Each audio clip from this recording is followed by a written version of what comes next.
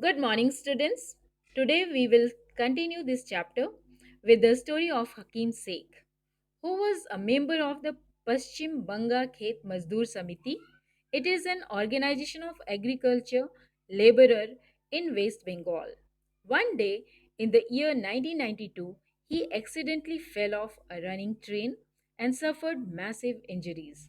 He was rushed to a government hospital in Kolkata but was refused admission and treatment because of non availability of a bed. The next hospital did not have specialized doctors to treat him, so they also did not admit him. From one government hospital to another, he went in search of one that would admit him. After some 14 hours of running around, he could get medical treatment in a private hospital.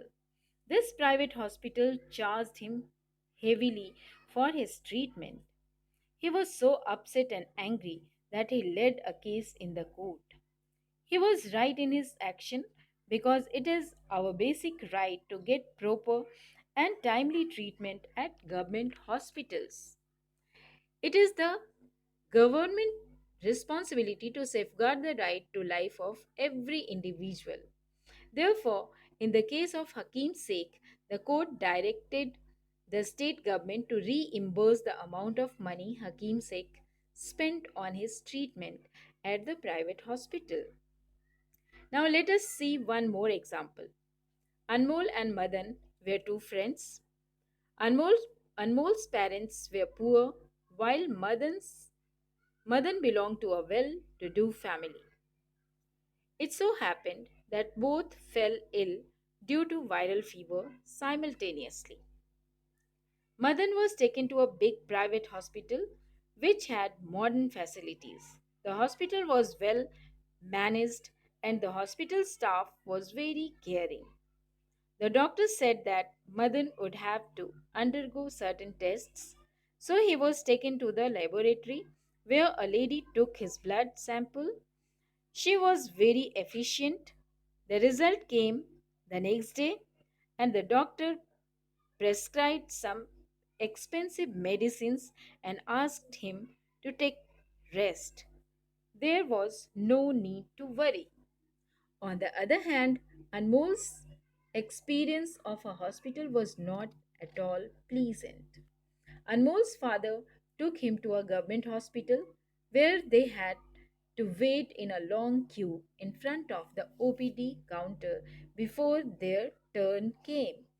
The long wait made Anmol sick and weaker. As the doctor had been examining too many patients, he was in a bad mood. He sent Anmol to get some tests done. Again, they had to stand in a long queue for the tests. The test results came after 8 days. Again, a visit to the OPD. This time, they found another doctor. He prescribed some fever reducing pills. He was advised not to worry because it was just a viral fever.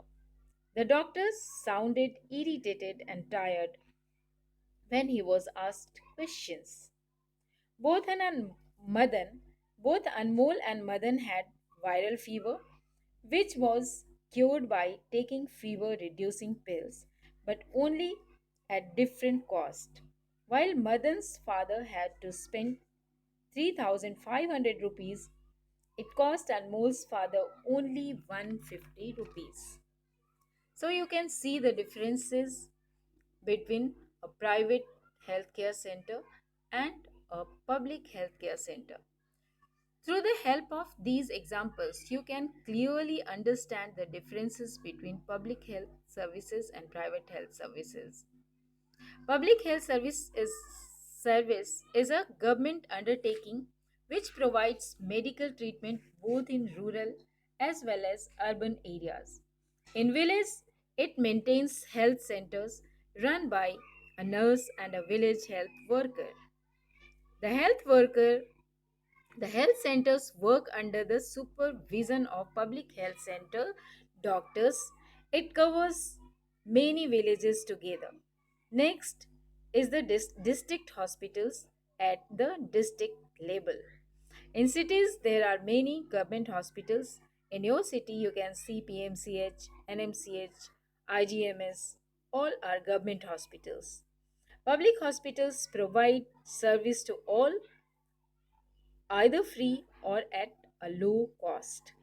The money to run public hospitals comes from us, the public, to provide quality healthcare services to all. Besides treating the general public, these hospitals also take up the task of prevention of spread of diseases like TB, jaundice, malaria, cholera. Public hospitals also take up campaigns with public participation in eradication of mosquito breeding, polio prevention, etc.